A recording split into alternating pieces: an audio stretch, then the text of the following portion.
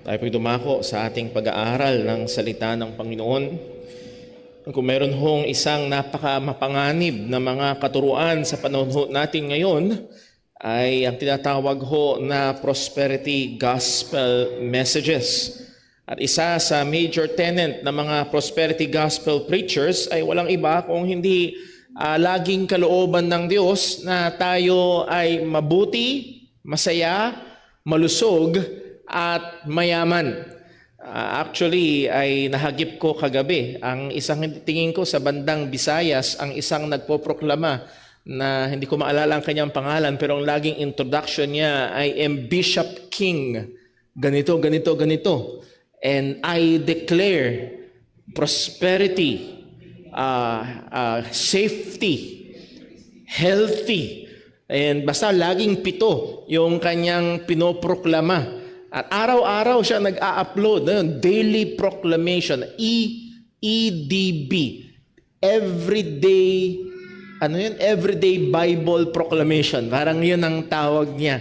And again, pinoproclaim na dapat ay laging healthy, wealthy, at walang problema ang mga mananampalataya. Well, we know kung sa biyaya ng Diyos ay nagbabasa tayo, nag-aaral at nakikinig ng mga maayos sa pangangaral ng salita ng Diyos, ay that is just false. Yun ay walang katotohanan. Ang mga pinakabanal na mga nabuhay sa Biblia ay lahat ay dumanas ng mga matitinding pagdurusa.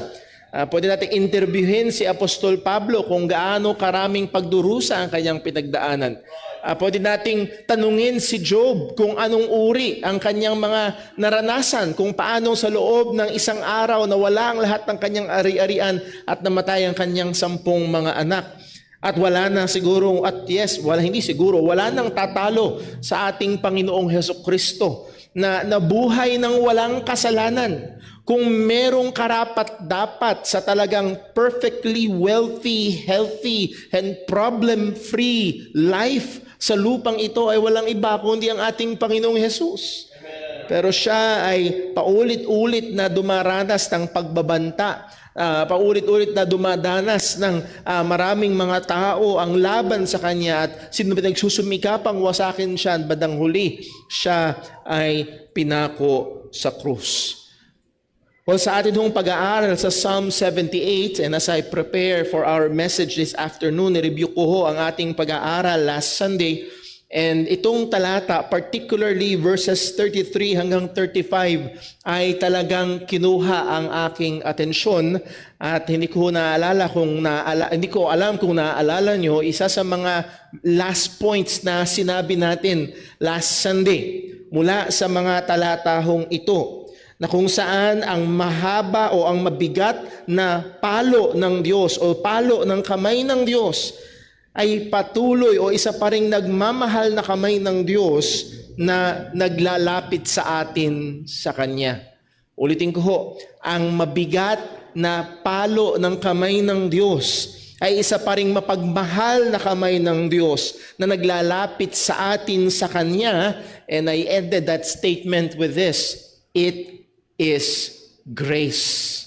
Ito ay biyaya ng Panginoon na kahit na sa sabihin nating napakadilim na sandali at pilabaga, humanly speaking, ay napakapangit at hindi maganda, trahedya ang nangyari na kung saan hindi man daan ay 1,000 ang namatay, pero biyaya pa rin ng Diyos. At ito ho ang ating mensahe ngayong hapon. For God's people, even the most troubling days is the supply of God's loving grace to bring us to Himself. Para sa mga tao ng Diyos, kahit ang mapanganib o pinaka-troubling, ano bang Tagalog ng troubling? Pinaka-madilim, pinaka-mahirap na panahon o mga araw, ay supply pa rin ng nagmamahal na biyaya ng Diyos upang ilapit niya tayo sa Kanyang sarili. Bago tayo magpatuloy, tayo muna ay manalangin. Panginoon naming Diyos, aming Ama sa langit, aming pinupuri at pinapasalamatan ka na Ikaw ang aming Ama, Ikaw ang aming Diyos at ikaw, O Panginoon, ay soberano. Na sang-ayon sa iyong salita, everything works together for good. At Lord, sang-ayon sa iyong salita, kasama dito ang mga madidilim na sandali ng aming mga buhay. Salamat, Panginoon, na hawak mo ang mga ito. Salamat, O Diyos, na ikaw ay tapat. Salamat, Panginoon, na kami ay mahal mo. Ama, tulungan mo kaming matuto mula sa iyong mga salita. Tulungan mo kaming matuto maging sa mga madidilim na sandali ng aming mga buhay. At nawa, O Diyos, patuloy ka po nawang maluwalhati. Dalangin namin ito sa ngalan ng aming Panginoong Hesukristo. Amen. Well, I will admit, usually ang atin preaching ministry is we will go verse by verse, pero I will depart from that this afternoon. At i-approach natin ang ating pag-aaral ngayong hapon in a more thematic way. So meron tayong tema, at ang tema nito ay ang biyaya ng Diyos sa ating mga araw na puno ng kabagabagan. The grace of God in our troubled days. At makikita natin kung babalikan natin yung ating pinag-aralan last time kung paanong ang mga tao ng mga Hudyo, ang mga taong inilabas ng Diyos sa Ehipto ay nagrebelde sa Panginoon at kanilang sinubok ang Diyos. At sa kanilang ginawa ay na-incur nila ang galit ng Panginoon at sila'y pinarusahan ng Diyos. At ang sabi sa verse number 33, sa Psalm 78 verse 33, therefore their days did He consume in vanity, and their years in trouble. Again, yung kanilang mga kaarawan ay kinonsum ng Diyos in vanity. Yung word na vanity meaning breath, parang hangin lang. Parang pinalipas ng Diyos, parang inalis sila ng Panginoon. And their years, yung 40 years na nagpaikot-ikot sila sa ilang ay puno ng trouble. And then, very strikingly, ang verse number 34 ay nagbukas sa pagsasabing, when He slew them. Sa Tagalog, ang pagkakasalin, lalo na kung pwede nating balikan yung Bible reading kanina sa Tagalog, ang sabi, nandyan ba? Nang kanyang pagpapatayin sila.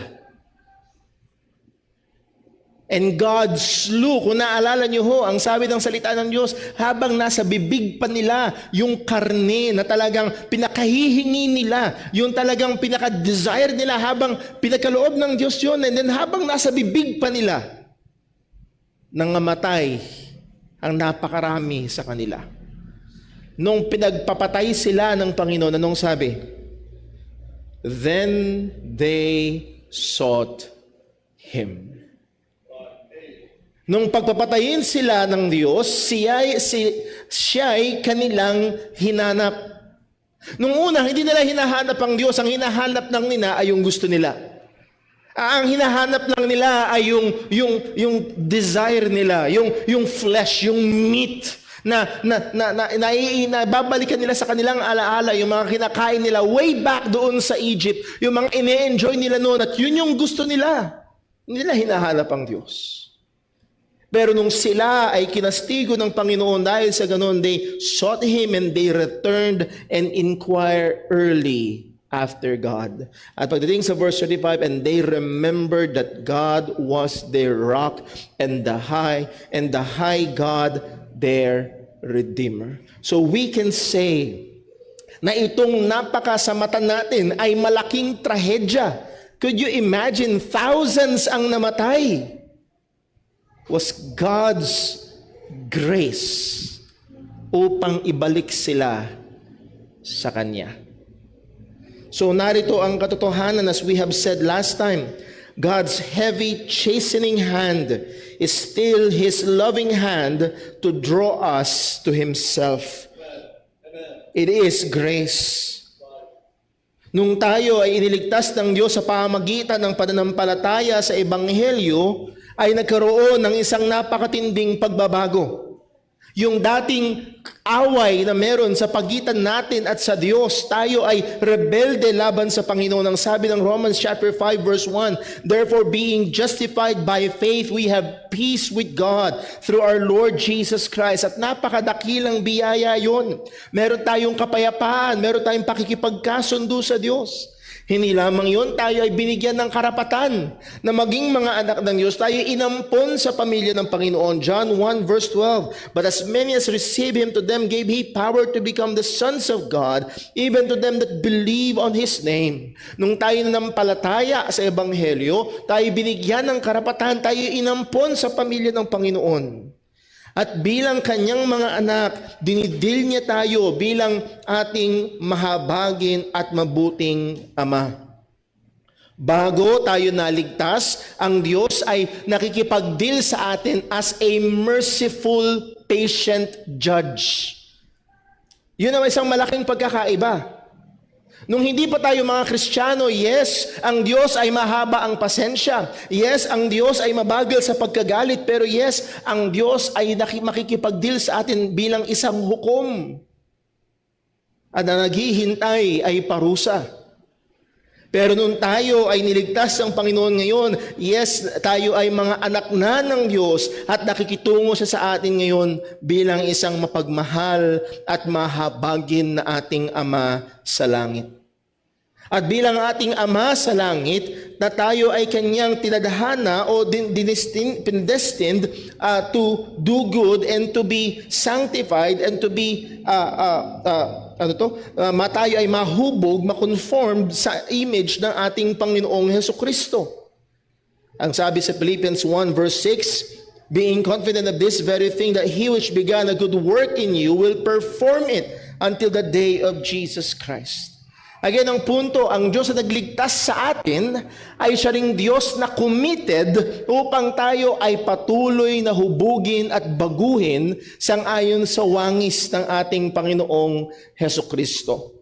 Ang goal ng Panginoon na hindi lang tayo bigyan ng tigit-tigisang ticket papasok sa langit, kundi ang sabi ng Romans chapter 8 verse 29, for whom He did foreknew, He also did predestinate to be conformed to the image of His Son.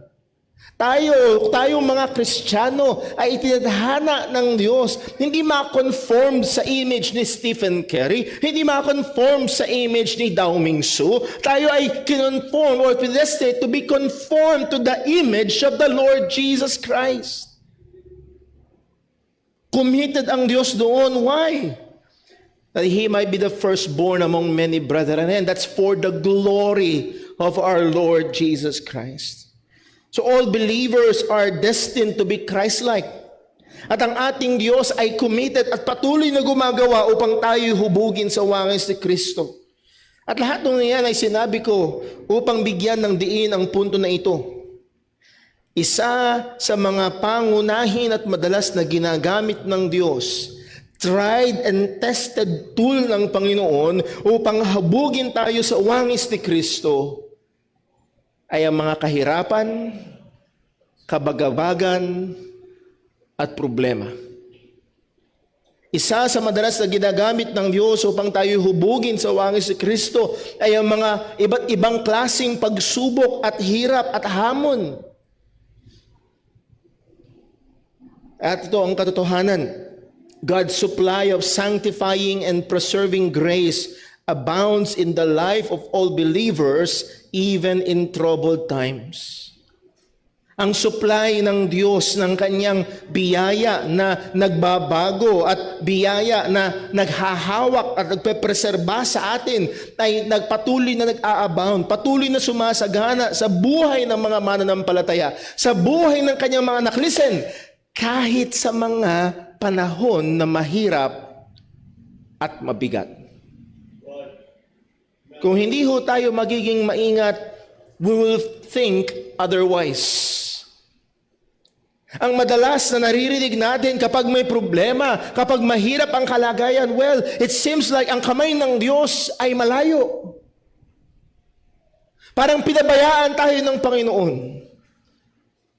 But as we will see sa salita ng Diyos, particularly sa mga anak ng Diyos, sa mga panahon na madilim, mabigat at mahirap, hindi malayo ang kamay ng Diyos. It might be the very presence ng kamay ng Diyos sa buhay ng kanyang mga anak. So this afternoon, we will look at or consider 5 things about God's grace in the time of trouble. Titignan natin ang 5 bagay patungkol sa biyaya ng Diyos sa buhay ng mga mananampalataya. And again, looking back doon sa ating binasa sa Psalm 78, na yung mga Hudyo, when God slew them, doon nila hinanap ang Panginoon. Doon nila naalala na ang Diyos ang tumubos sa kanila. So that great slaughter was God's grace to them. So 5 bagay, and maaaring lahat ng ito ay pamilyar na sa inyo. It will do good to be reminded ng mga katotohanan na ito. Number 1, God's grace sanctifies us in troubling days. Ang biyaya ng Diyos ay nagpapabanal sa atin sa mga panahon o mga araw na tayo ay nababagabag. Again, going back sa Psalm 78 verse 34, when He slew them, then they sought Him. Itong tila baga napakalaking trahedya ay naging kaparaanan upang hanapin nila, upang maalala nila, upang daglian early. That means it became their priority to seek after God. Verse 35, they remembered God that was their rock and the high God, their Redeemer. Naalala nila, no, hindi itong karne ang pinakamahalaga. Hindi yung desire namin ang pinakamahalaga. Ang pinakamahalaga ay ang Panginoon. And that's after pagpapatayin ng Diyos yung mga dakila, yung mga makapangyarihan.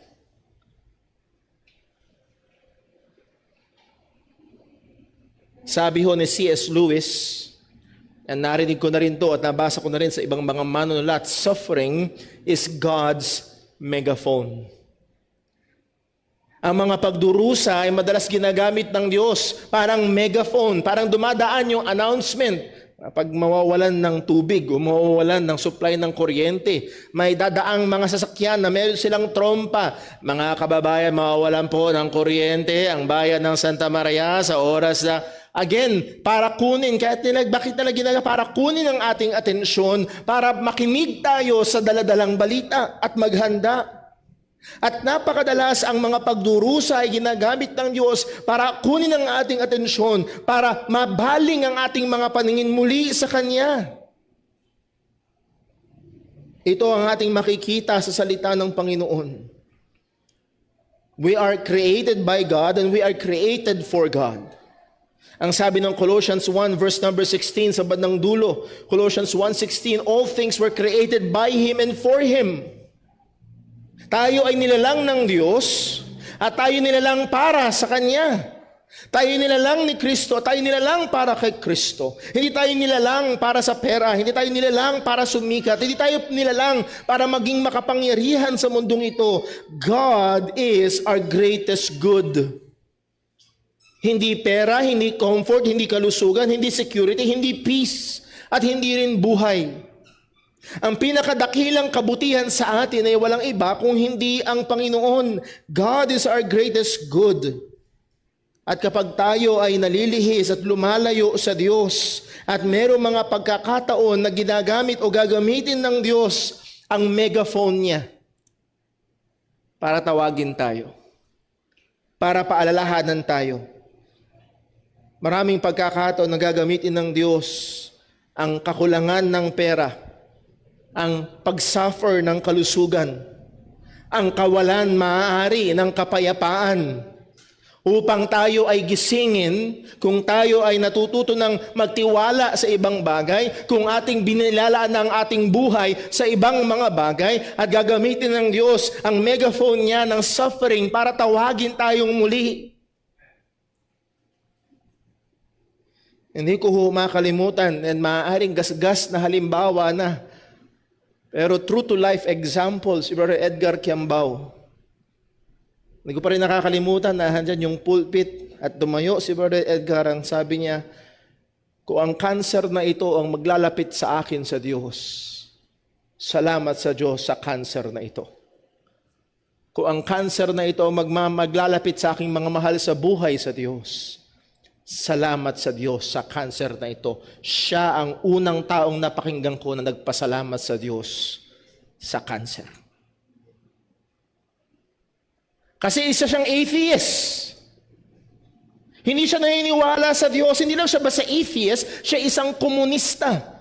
Sabi niya sa akin, Brother Paul, ako yung nagtuturo. Ginagawa kong komunista yung mga estudyante. At pag nagkakaroon ng gulo sa rally, gusto namin yun. Kasi pag may mga nasaktan ng pulis, anong gagawin namin? Anong gagawin nyo? Nasaktan kayo. Itutulak na namin sila para mamundok. Ganun daw si Brother Edgar. Hindi siya naniniwala sa Diyos. Hanggat sa ginamit ng Diyos yung cancer para yung tuhod na matigas ay lumuhod kay Kristo. And yes, itong cancer, hindi lang basta naglapit sa kanya sa Panginoon, ang cancer na yon ang nag-uwi sa kanya sa Panginoon. Pero nagpasalamat sa Diyos sa cancer na yon. Ang sabi sa James chapter 1 verse 2, familiar text, sabi sa ESV, James chapter 1 verse 2, count it all joy, my brothers, when you meet trials of various kind. Again, napaka-counterintuitive ng salita ng Panginoon. Pambihira, magpapasalamat ka sa iba't ibang klaseng problema. Bakit?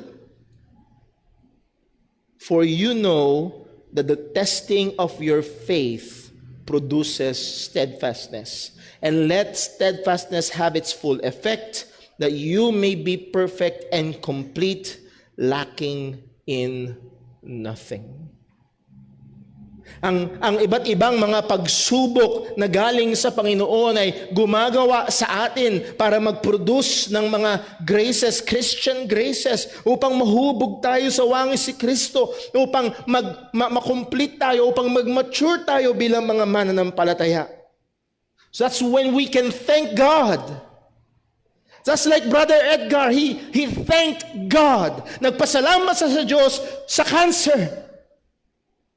At pwede tayong mauwi na luluhod tayo at magpapasalamat tayo sa Diyos sa mga mahihirap at mabibigat at umiiyak tayo sa mga panahon na ganong napakasakit. Pero pwede tayo magpasalamat sa Diyos kapag ito'y naglapit sa atin sa Kanya.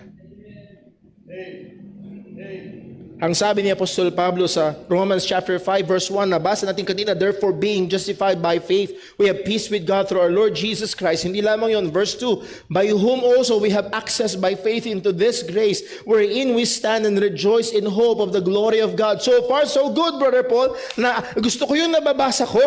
We have peace with God. We're rejoicing in hope. Meron tayong pag-asa. But wait, there is more. Pagdating sa verse 3, and not only so. Hindi lang daw yun. But we glory in tribulations also.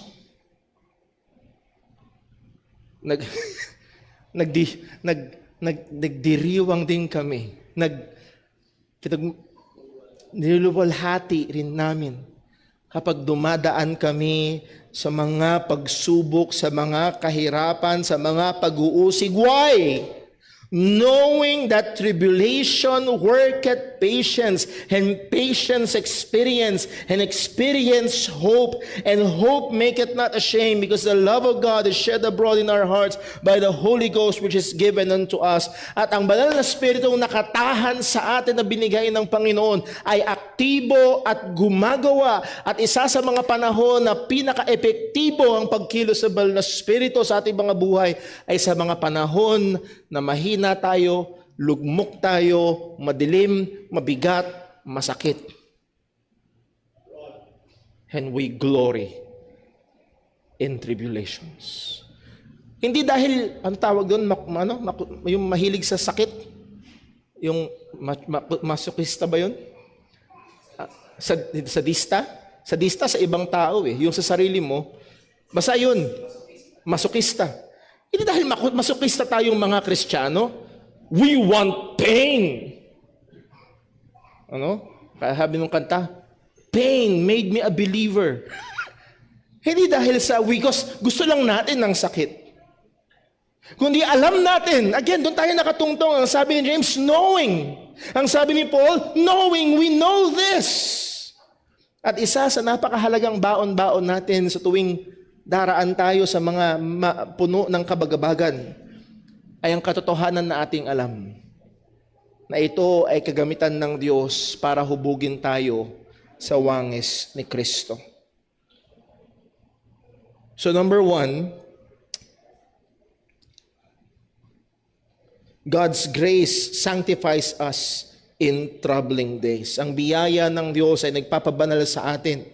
At paano natin i-apply ito? Balik tayo sa James chapter 1. James chapter 1 verse 4, and let steadfastness have its full effect. May kausap ho kung minsan na kapatid natin sa pananampalataya, humihingi siya ng payo, Brother Paul, itong kalagayan, mahirap, mabigat, masakit sa ulo, umiiyak kami. At sa maraming sinabi ko sa kanya, isa sa mga sinabi sa kanya, kapatid, huwag mong sayangin. Huwag mo sayangin ang luha, huwag mo sayangin ang problema, at masasayang yan kapag hindi ka lalong nilapit nito sa Panginoon. Only let steadfastness have its full effect. Amen. Pangalawa, God's grace and love is displayed in troubling days. Ang biyaya at pagmamahal ng Diyos ay nakikita sa mga panahon ng kabagabagan. Ito ay closely related sa ating first point kung paano ang Diyos ay committed sa ating sanctification. Hindi committed ang Diyos sa ating pagiging healthy, wealthy, and problem-free. Committed ang Diyos sa ating kabanalan. At madalas, sadly, kapag maraming mga nangyayaring masamang mga bagay, kapag dumarating ang mga pagdurusa, at pag matinding-matindi ito, at pag matagal na matagal ito, may mga pagkakataon na ang mga mananampalataya ay humahantog sa pag-question ng pagmamahal ng Panginoon. Lord, mahal mo ba kami? Bakit ganito? Lord, mahal mo ba ako? Bakit ang hirap? Bakit ang tagal? Ang tagal na ako nagpe-pray ng lifetime partner, but wala pa rin. Mahal mo ba ako, Lord? Now, this is made more complicated, as I have said kanina, sa pangangaral ng mga prosperity gospel preachers na kung saan ang kanilang pinipintang larawan ay kung ikaw ay mahal ng Diyos, maayos ang lahat ng bagay. At ito ay nako-complicate din pag ino-overstretch natin ang ilang mga larawan sa salita ng Diyos. Yes, ang ating Ama ay ang ating Diyos ay ating Ama sa langit. At minsan sasabihin nila, ikaw may anak ka ba? Meron. Gusto mo ba yung anak mo malungkot? Siyempre hindi. Gusto mo ba yung anak mo nahihirapan? Siyempre hindi. Yun ding ating Ama sa langit. Ayaw niya na tayo malungkot. Ayaw niya na tayo nahihirapan. Sinong may sabi?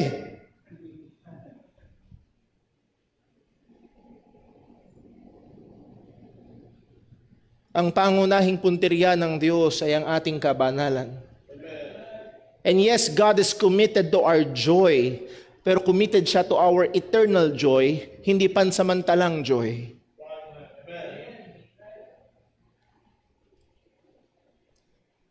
Ang sabi sa Ephesians chapter 6 verse 4, ang paalala ng Panginoon sa mga magulang, and ye fathers, provoke not your children to wrath.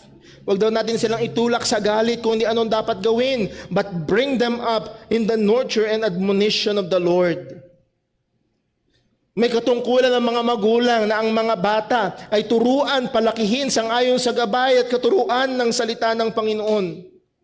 At isa sa mga major component ng paggawa nito at pagtupad nito ay ang isang mapagmahal, firm at consistent na disiplina. It's part of faithful parenting. Ang pagdidisiplina sa mga bata. Ang sabi sa Proverbs 29 verse 15, the rod and reproof give wisdom. The rod and reproof give wisdom. At may mga pagkakataon, isa sa sa aming dalawang anak, si Leah and si Timmy, mas madrama si Leah. Minsan gabi na, patay na yung ilaw, maririnig namin si Leah umiiyak. O ba't ka umiiyak? Kasi lagi niyo ako pinapalo. Anak, bakit ka namin pinalo? Kasi hindi ako obey. O yun naman pala eh. Kasi anak, gusto ka naming matutong mag-obey. Kasi anak, utos sa'yo ni God. Ano utos ni God? Obey mommy, daddy. Oh, utos sa'yo ni God, obey mommy, daddy. Ang gusto namin, anak, matutunan mo yon. Kaya ka namin pinalo kanina. Mag-obey ka na? At matutulog na siya. Ang sabi ng Proverbs 29:15 again, the rod and reproof give wisdom, but a child left to himself, pag pinabayaan mo lang, sige, wag mong disiplinahin, bringeth his mother to shame. Proverbs 22 verse 15, foolishness is bound in the heart of a child. At sa mga magulang, mabilis natin yung nakikita. Yes, foolishness is really bound in the heart of a child. Biruin mo, susubukang isuksok yung kutsara dun sa saksakan. Napakagaling, napakatindi ng foolishness. Again, pinaglihi sa kasalanan, sabi ng salita ng Diyos, but the rod of correction shall drive it far from him. Proverbs 13:24, he that spareth his rod hateth his son. This is totally opposite sa sinasabi ng mga tao ngayon, hindi ko kasi pinapalo kasi mahal ko.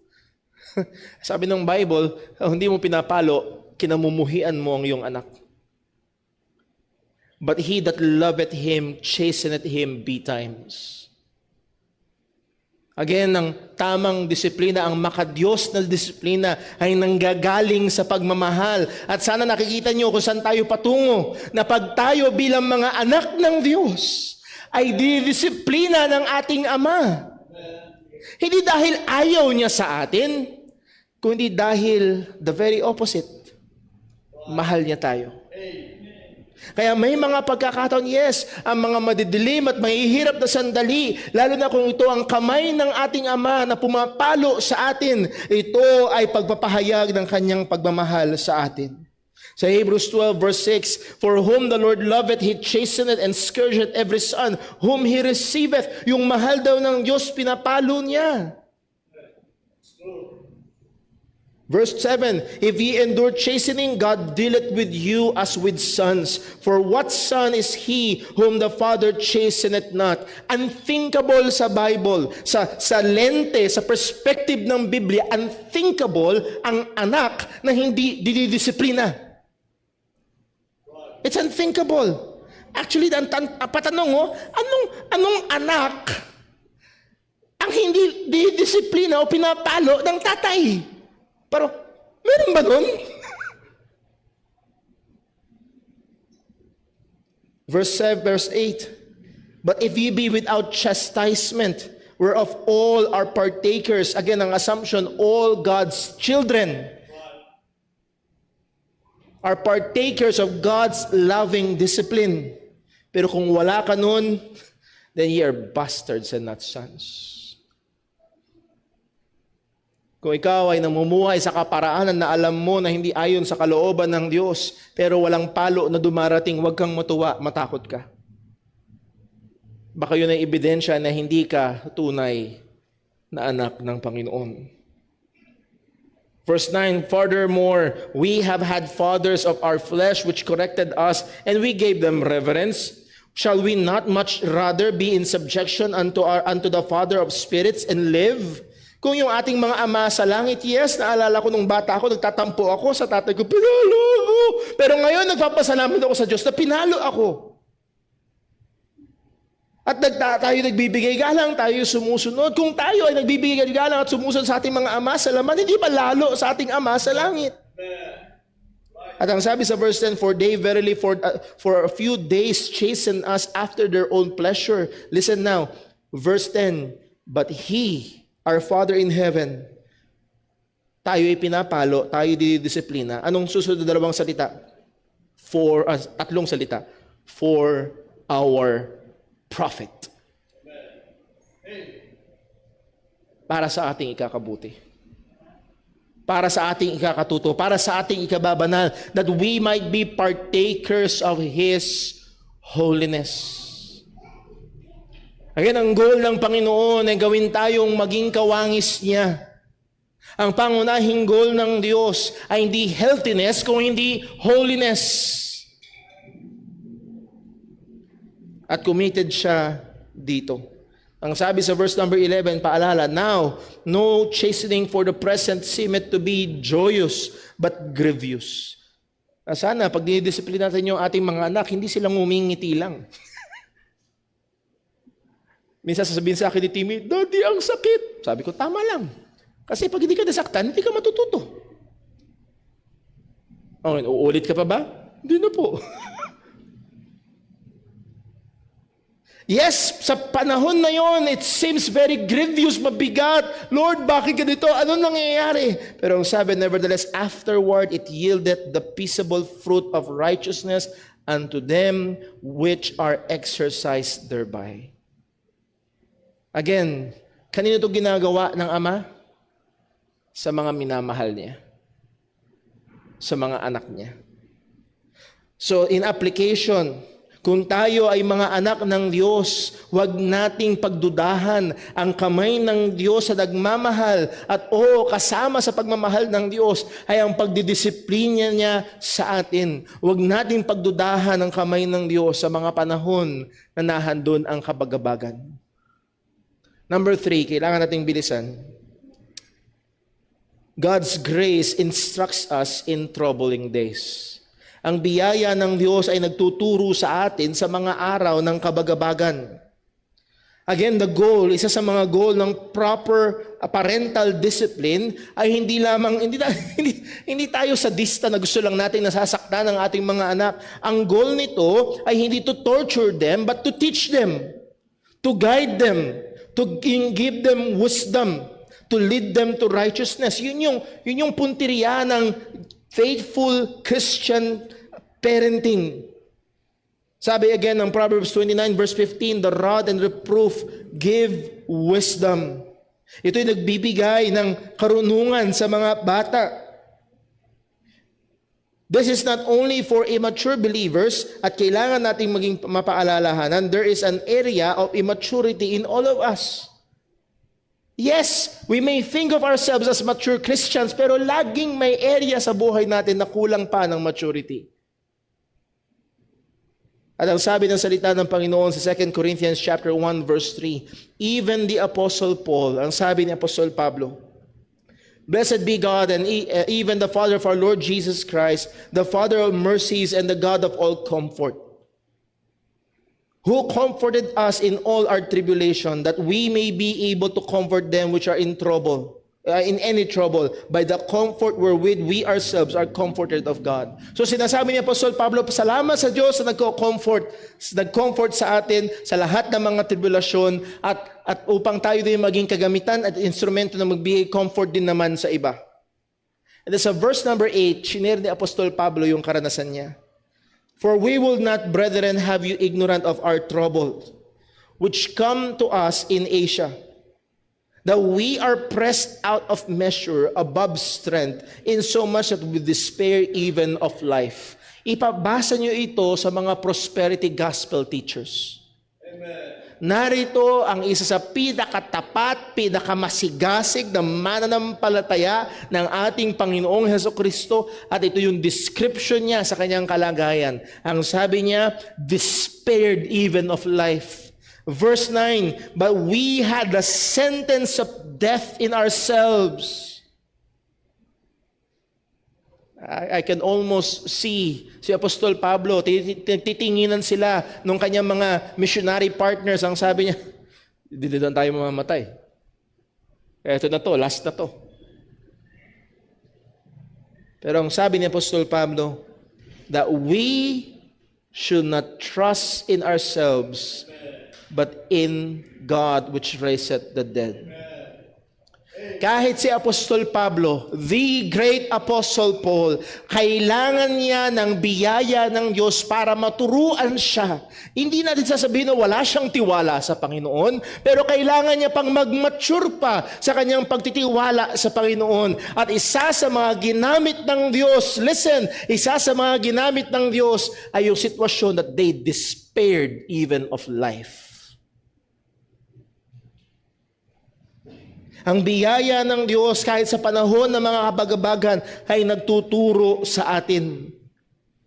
Sabi ni Apostol Pablo sa Philippians chapter 4 verse 10, ang sabi niya, Philippians 4:10, "But I rejoice in the Lord greatly that now at last your care of me hath flourished again, wherein ye were also careful, but ye lacked opportunity." Pinapasalamatan niya ang mga Kristiyano sa Philippi na nagpadala ng suporta sa kanya. At ang sabi ni Pablo, alam ko noon pa gusto niyong gawin ito, pero wala kayong opportunity, pero ngayon ay nakarating na, purihin ng Panginoon. Ang sabi niya sa verse 11, "Not that I speak in respect of want." Hindi ko sinasabi ito kasi gusto ko pa kayong magpadala. Hindi ko sinasabi ito kasi may kailangan pa ako at suportahan niyo pa ako. Pero ang sabi ni Apostol Pablo, hindi ko yung sinasabi dahil may pangangailangan. Actually, itong kalagayan. "I have learned in whatsoever state I am, therewith to be content." Minsan may tendency tayong i-imagine itong mga apostol, lalo na si Apostol Pablo na para bang kitching Superman Christian. Kumpleto na, matibay na.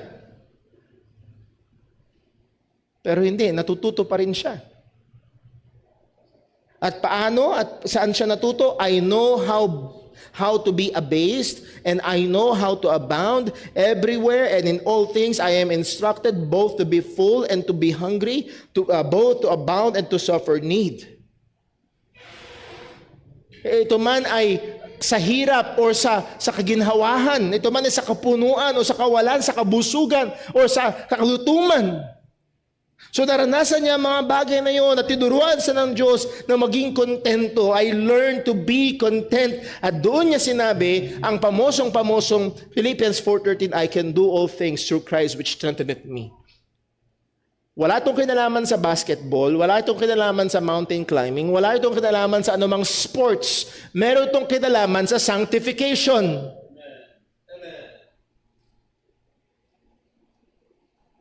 So ang biyaya ng Diyos ay nagtuturo sa atin. Tinuruan si Apostol Pablo lalong magtiwala sa Panginoon sa panahon na napakadilim. So in application, let us be open. Tayo'y maging bukas sa instruksyon, sa pagtuturo ng biyaya at oo, kung kinakailangan, sa pagkokorek ng Diyos sa atin sa mga panahon na madilim, mabigat at masakit. At maraming pagkakataon na dumarating ang problema, doon expose ang mga lugar na kung saan tayo ay kulang sa maturity. Naalala ko ang sabi ng isang kapatid natin, sabi niya, "Brother Paul, ang tingin ko sa sarili ko noon, mapagpasensyang tao na ako. Hanggang nag-asawa ako."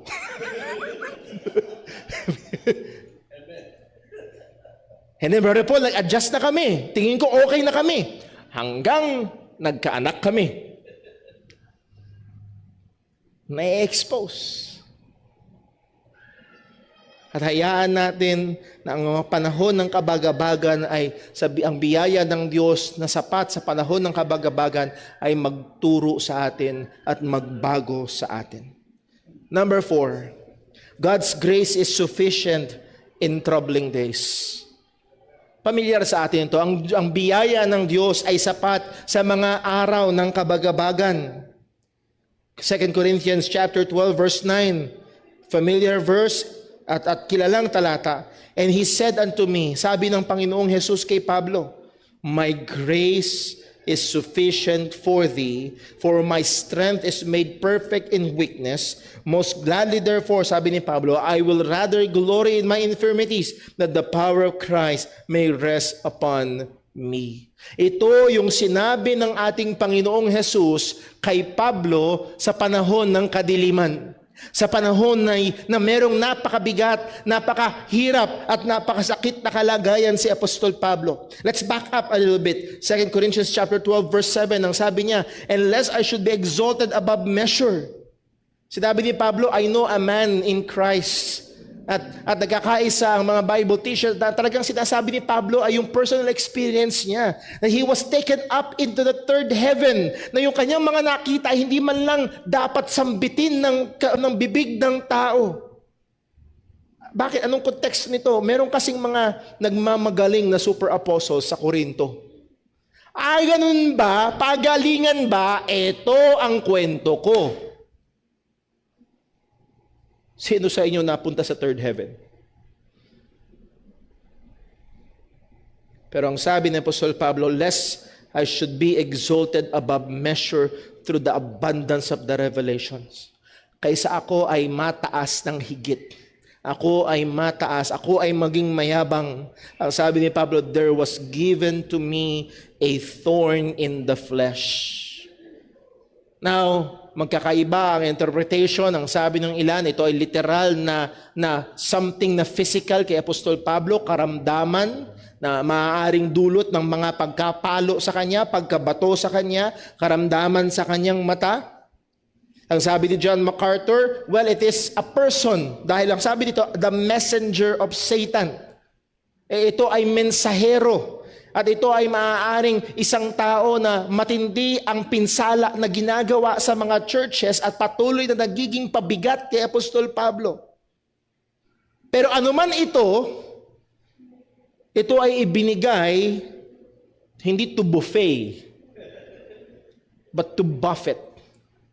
Yung word na buffet meaning to beat, suntukin gamit ang kamao, to maltreat, itrato with an excessive force to punish. There was given unto me the messenger of Satan, a thorn in the flesh, the messenger of Satan, to punish me, to beat me with force.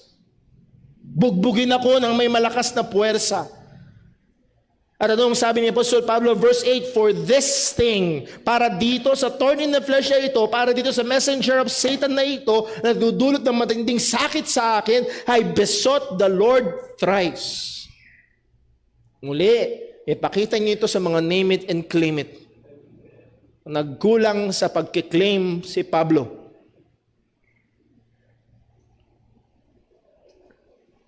I besought the Lord thrice that it might depart from me.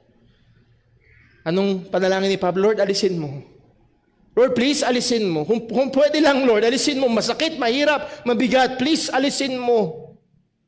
At doon sinabi ng ating Panginoong Hesukristo, my grace is sufficient for thee, for my strength is made perfect in weakness.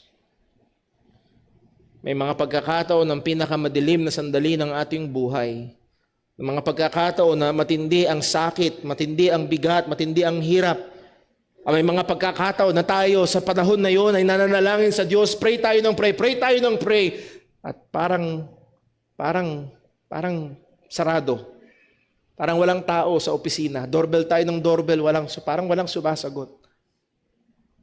Ating tandaan at huwag nating kakalimutan, ang sabi ng salita ng Panginoon, my grace is sufficient. Totoong sinabing ng manunulat na si Jerry Bridges, our good days are not so good that we are beyond the need of God's grace, and our bad days are not so bad that we cannot be reached by the grace of God. Ang ating pinakamagandang araw ay hindi sobrang ganda na hindi natin kailangan ng biyaya ng Diyos. At ating pinakamasamang araw ay hindi sobrang sama na hindi tayo kayang abutin ng biyaya ng Panginoon. Sapat ang biyaya ng Diyos.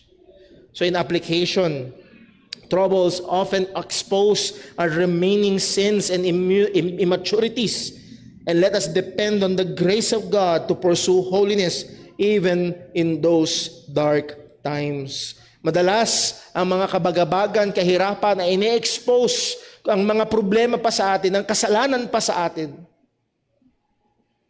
At dumepende tayo sa biyaya ng Diyos na sapat para tayo ay sustentuhan at banalin maging sa mga ganong madidilim na sandali. And lastly, dito tayo matatapos. God is sovereign in our troubling days. Ang Diyos ay soberano sa mga panahon ng kabagabagan. Isa ito sa mga katotohanan na madalas kong binabanggit sa mga Bible study sa mga patay.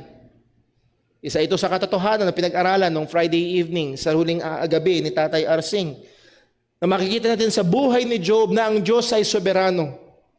Nung pinagmalaki ng Panginoon si Job kay Satanas, hindi mo man nakita ang aking alipin na si Job? Siya isang matuwid na tao. Siya namumuhi sa kasamaan. Walang kagaya niya. Anong sabi ni Satanas sa verse number 9? And then Satan answered the Lord and said, "That Job fear God for naught?" Wala bang dahilan? Kaya siya takot sa iyo? Wala bang dahilan? Kaya faithful siya sa iyo? Hast thou not made an hedge about him and about his house and about all that he hath at every side? Hindi mo ba binakuran?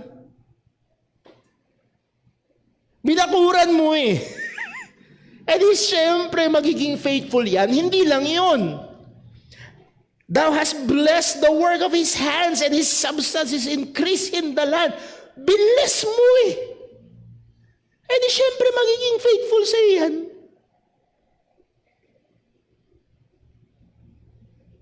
Verse 11. By the way, yun yung tsuri ni Satanas. Ang mga faithful ay faithful lang dahil sa blessings ni Lord. At ang sabi niya, "But put forth thine hand now and touch all that he hath, and he will curse thee to thy face." Wala yan. Hindi kanya, Lord, wala. Yung the best na mananampalataya ay malapit lang sa'yo dahil sa blessings. Tanggalin mo blessings, tatalikuran ka niyan. Ang sabi ng Panginoon kay Satanas, "Behold, all that he hath is in thy power. Only upon himself put not forth thine hand." So Satan went forth from the presence of the Lord. Sana makita niyo, nung binakuran ng Diyos si Job, walang magawa si Satanas. Nung pinagpala ng Panginoon yung mga gawa ni Job, walang magawa si Satanas. Nung pinayagan ng Diyos si Satanas, hindi siya pwedeng mag-go over sa limitasyon na binigay ng Panginoon sa kanya. Na maging sa mga lahat ng yun. Again, tayo alam natin yun. Si Job hindi niya alam. Ang alam lang ng Job, sa loob ng isang araw, nabura lahat ng kanyang kayamanan at namatay lahat ng kanyang mga anak. Sa pananaw ng tao, parang out of control. Wala na. Pero sa biyaya ng Diyos, binukas ang kurtina at pinakita sa atin, ang Diyos pa rin ang soberano. At ang sabi ni Job, "The Lord gave, the Lord hath taken away." Hindi Satan had taken away, the Lord had taken away. Blessed be the name of the Lord. And isa sa mga napakaganda na sinabi sa Genesis chapter 50 verse 20, ang sabi ni Joseph, pagkatapos niyang pagdaan ng lahat ng kahirapan, at ngayon nanginginig sa takot ang kanyang mga kapatid na iniisip nila, dahil patay na si Jacob, hagagantihan tayo ng ating kapatid sa ating mga pinagagawa sa kanya. Ang sabi ni Joseph, "But as for you, ye thought evil against me. But God meant it for good." Ang plano nila, ang gusto nila, ang punterian nila ay masama. Pero ang Diyos na soberano sa mga ito ay ginagawa ito sa ating kabubuti. And we know that all things work together for good. To them that love God, to them who are called according to His purpose. Again, Psalm 78 verse 34, "When He slew them, then they sought Him, and they returned and inquired early after God." Mga kapatid, yes, pwede nating pasalamatan ang Diyos. Pwede nating purihin. Let me correct that. Dapat nating pasalamatan ang Diyos. Kahit yung mga pinakamaligalig at madidilim na sandali ng ating buhay, ay dinisenyo ng Diyos pa rin sa ikabubuti natin na kanyang mga anak. So tayo ay magtiwala sa soberanong kamay ng Diyos na hindi tayo kayang agawin ni numan sa kanyang mga kamay, at siya ay committed sa ating kabanalan at gumagawa maging sa madilim na kalagayan para sa ating kabubuti, para sa kanyang kaluwalhatian. Let's pray. Panginoon naming Diyos, aming Ama sa langit, salamat po sa paalala mo ng iyong mga salita. Lord, kung hindi kami magiging maingat, ang sanlibutan ito ay patuloy na sinusubukan ituro sa amin na ang kamay mo ay nahandun lang sa masasayang sandali. Na ang mga pagpapala mo ay nasa lugar, nasa panahon lang na maganda at walang problema. Pero salamat, O Diyos, sa biyaya mo at sa iyong salita, kaya pa rin namin, Panginoon, makita ang iyong kamay. Maging sa mga panahon na nahandun ng problema, sakit, kabigatan at kadiliman. Salamat, O Diyos, na hindi mo kami iniiwan o pinababayaan man. Salamat, O Diyos, na kahit man kami ay lumakad sa lilim ng libis ng kamatayan, ay wala kaming katatakutang kasamaan, sapagkat Ikaw ay kasama namin. Salamat, O Diyos, na Ikaw ay tapat. Salamat, O Diyos, na Ikaw ay soberano, maging sa mga panahon ng kabagabagan. Pagpalain mong iyong mga salita sa aming mga buhay. Gamitin mo ito patuloy upang hubugin kami sa wangis ni Kristo. Dalangin namin ito sa ngalan ng aming Panginoong Jesus. Amen. Sa iyo po tayong lahat at awitin natin ang ating pangwakas na awit.